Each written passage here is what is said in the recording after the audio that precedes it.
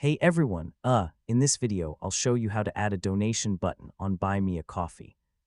So if you want to let your audience support you with one-time donations or tips, this quick guide will walk you through everything step by step in 2026.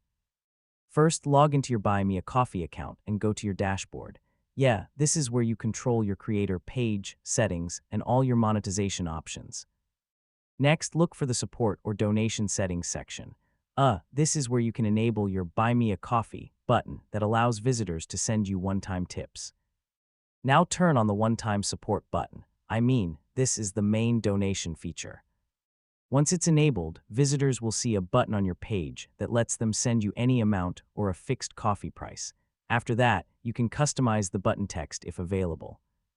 Yeah, you can change it to something like Support Me, Tip Me, or Buy Me a Coffee depending on your style. Finally, open your public creator page and test the donation button.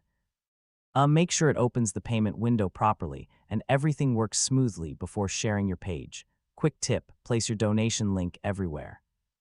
Your YouTube descriptions, social media bios, and even pinned comments can help you get more support over time.